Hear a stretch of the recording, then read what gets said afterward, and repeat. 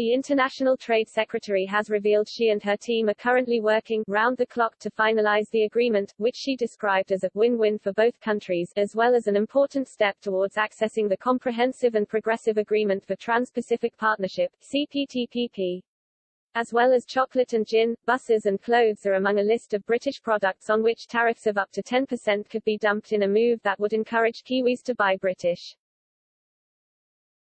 In return, high-quality New Zealand products including wine, food and drink could be tariff-free in UK shops.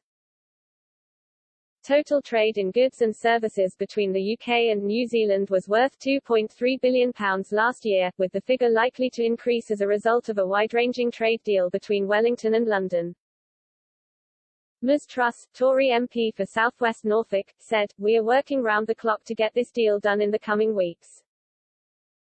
We are both big fans of each other's high-quality products, so this could be a huge boost that allows British shoppers to enjoy lower prices and British exports to be even more competitive." She added, New Zealand and the UK are natural partners united by modern values. An agreement would reflect those ideals and is a win-win for both countries.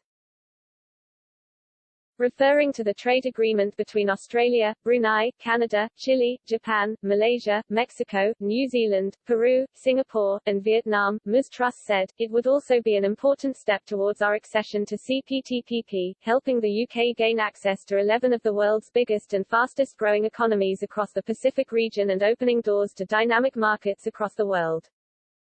Once signed, the deal will see British exporters will gain an advantage over international rivals in the New Zealand import market, which is expected to grow by 30% by 2030.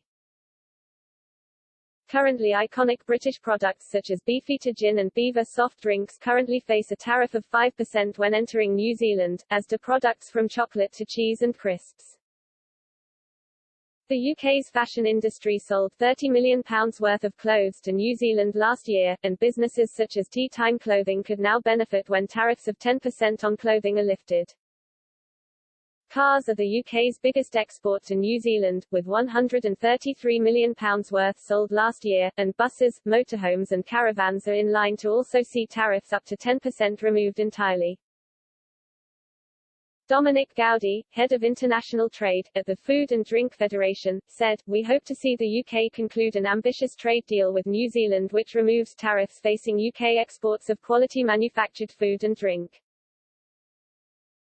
This would provide a welcome boost for producers and exporters of iconic UK products including chocolate, coffee, biscuits and soft drinks, where UK sales in New Zealand are currently £10 million each year." Quote, Mr. Gowdy stressed, "Our sector has significant untapped potential for export growth and removing existing tariffs will make UK products more competitive, creating the conditions to drive future growth in New Zealand."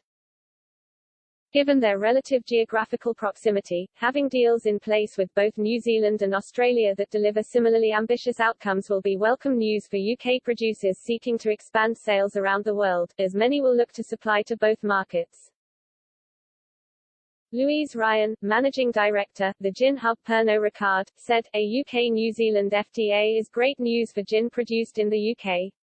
There's a big opportunity for growth in New Zealand, with the gin category doubling in size in the last 3 years, led by the Premium Plus segment.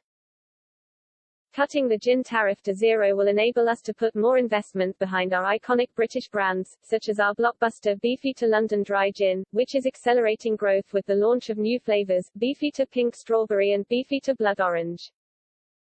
The sixth round of trade talks with New Zealand took place between the 19th to the 30th of July 2021, with negotiations now underway on all areas of the free trade agreement.